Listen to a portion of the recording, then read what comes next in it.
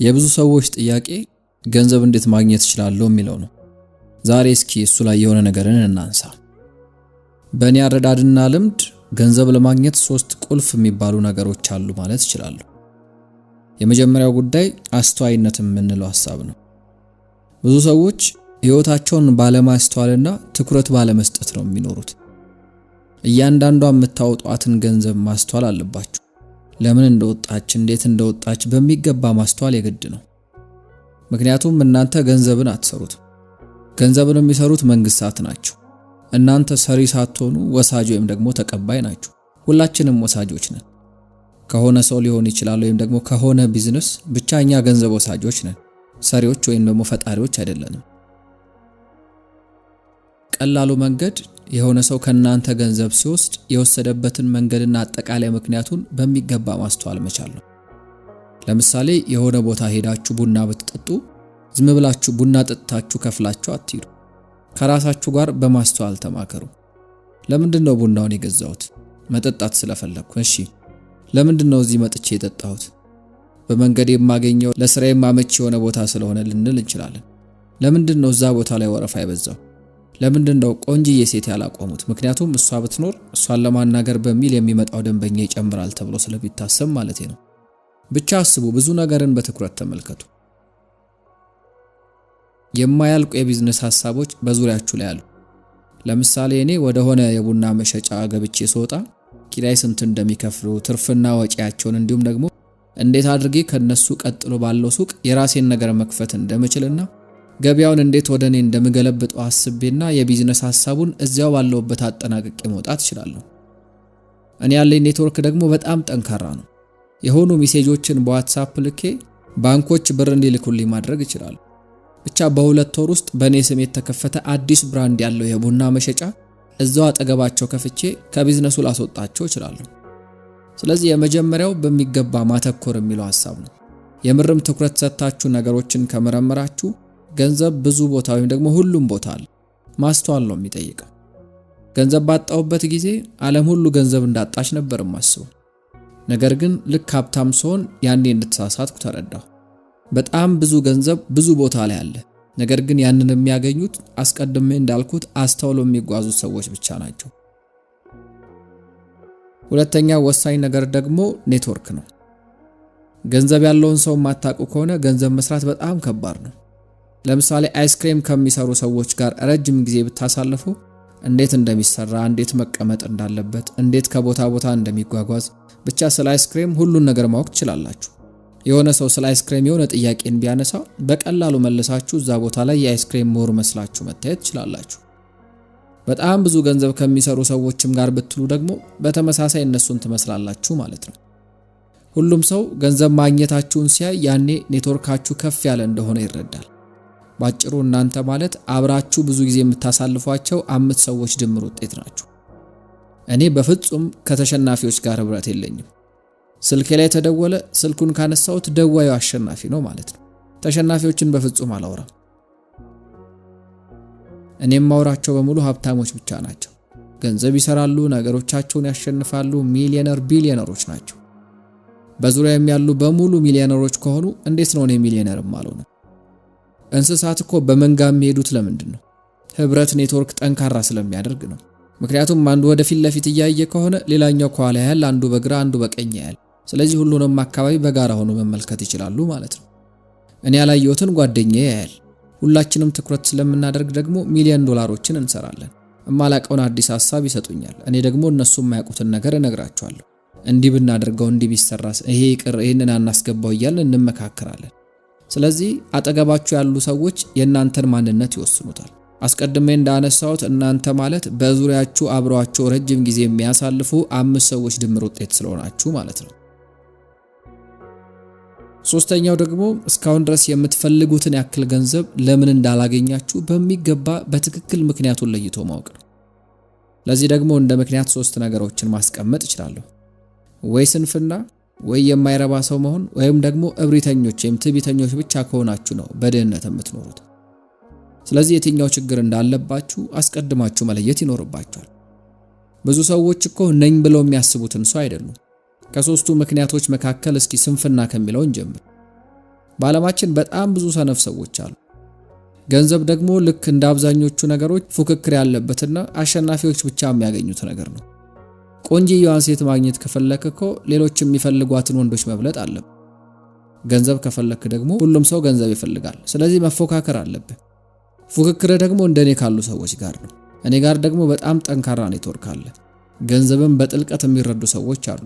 ስራቸውን በአግባቡ የሚሰሩ በፍጹም እጅ የማይሰጡ ሰዎች አሉ።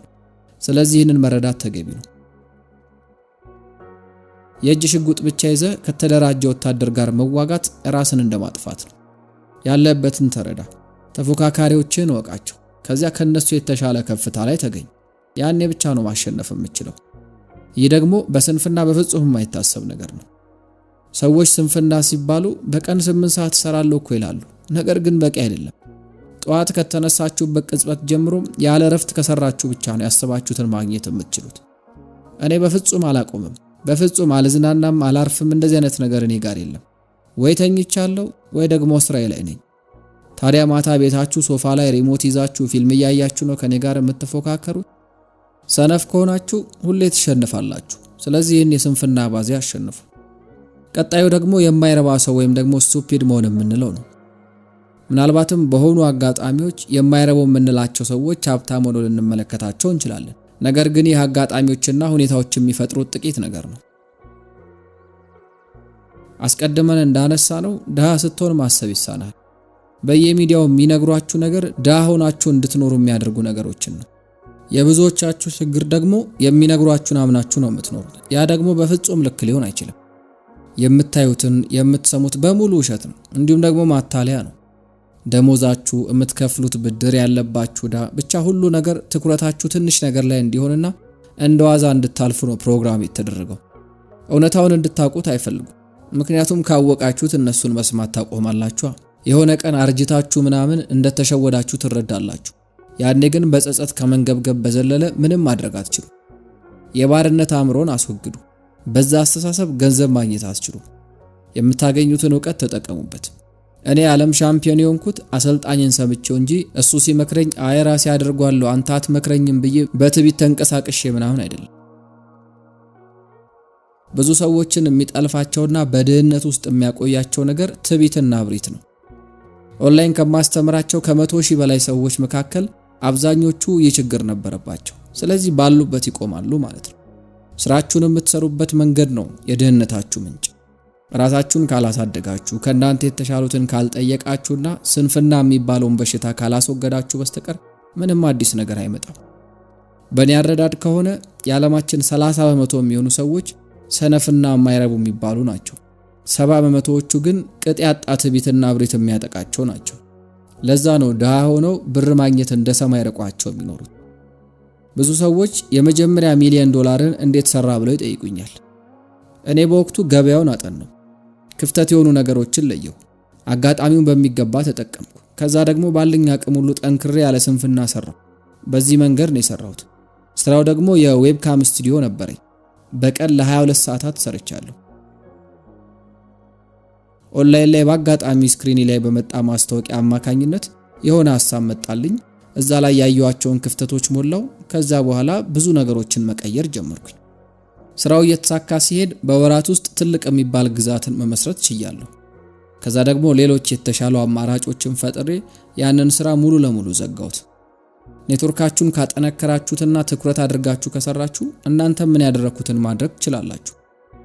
መጀመሪያ ላይ ያነሳሁት የቡና መሸጫው ሱቅ ታሪክ እውነተኛ ታሪክ ነው። እዚያ ቦታ ላይ ቢበዛ 2 ቀን ሄድኩት። ነገር ግን በነዛ 2 ቀናት ውስጥ እዛ የቡና መሸጫ ውስጥ የነበሩ ወሳኝ ጉድለቶችን በሚገባ ተመለከትኩ። የቤቱ ጥራት፣ አስተናጋጆቹ ሰዎችን የሚንከባከቡበት መንገድ፣ የመቀመጫዎቹ ወንበር ምቹ አለመሆን ምናምን ሁሉን ነገር በሚገባ አጠናው። ከዛ ምንም እንኳን ለብዙዎች አስቸጋሪ ቢሆንም እኔ ግን ያገኟቸው በታማኝነት የሚሰሩ ጠንካራ ሰዎች አሉ። ከዛ ሐሳቡን ነገርኳቸው። እንዲያደርጉ እንዲያታደርጉ ስላዘዝኳቸው ከዛ በቃ ገንዘብ ወደ አካውንቴ መፍሰስ ጀመረ ማለት ነው። የሥራ፣ የገንዘብ፣ የሀብት እድሎች በብዛት አሉ። ነገር ግን እነዛን ገንዘቦች ለማግኘት ደግሞ በትኩረት ነገሮችን የሚመለከቱ የንስር አይኖች፣ የሰላ አእምሮ፣ እብሪትና ስንፍና የሌለበት ማይንድ ሴት ያስፈልጋቸዋል። በመጨረሻም ብዙዎች የሚያነሱልኝ አንድ ጥያቄ ላይ ሐሳቤን በማስቀመጥ ላጠናቅ። በተለያዩ ቦታዎች ላይ የተጣራ የሀብት መጠን ስንት ነው በማለት እጠይቃለሁ። ለዚህ መልሴ ደግሞ አንድ የምወደው አባባል ነው። ያለህን የሀብት መጠን ካወቅከው በቂ ሀብት አላከበትክም ማለት ነው ይላል አባባሉ። እርግጥ ነው እኔም ያለኝን ሀብት በትክክል አላውቀውም። ልገምት እኮ እችላለሁ፣ ነገር ግን ይህ ነው ብዬ በትክክለኛ ቁጥር ልጠራው አልችልም። የቡና ሱቅ ስንት ያወጣል ብትሉኝ እኔ እንጃ። ያንተ ብራንድ ስንት ነው ብትሉኝ አላውቀውም። የሆነ የኔ ስም ስላረፈበት ብቻ በርካታ ሚሊዮን ዶላሮችን ላገኝ እችላለሁ።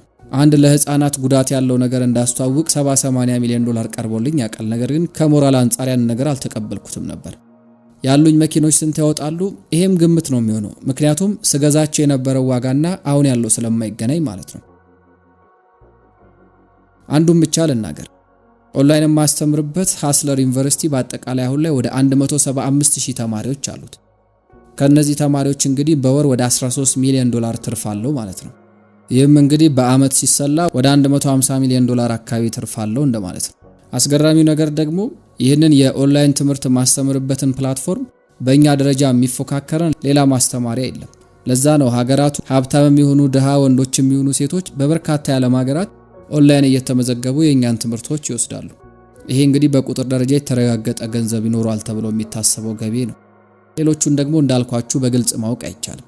ስለዚህ ቅድም ያነሷቸውን ነገሮች በሙሉ አስወግዱና በቀላሉ የሚያስፈልጋችሁን ነገር አገኙ። ስንፍና፣ የማይረባ ሰው መሆን እንዲሁም ደግሞ ከልክ ያለፈ ትዕቢት የድህነት መሰረቶች ናቸው። ስለዚህ ከናንተ እነዚህን ጉዳዮች አስወግዱ። በእውቀት በሀብት ከናንተ የሚሻሉ ሰዎች ካሉ ከነሱ ጠይቁ። ያላቸውን ልምድ ውሰዱ። ከዛ በህይወታችሁ ላይ ተግብሩት። ያኔ የምትፈልጉትን ህይወት መኖር ትችላላችሁ ማለት ነው። አንድሪው ቴት ነበርኩኝ። አብራችሁኝ በመቆየት ስላደመጣችሁኝ እጅግ አድርጌ አመሰግናችኋለሁ።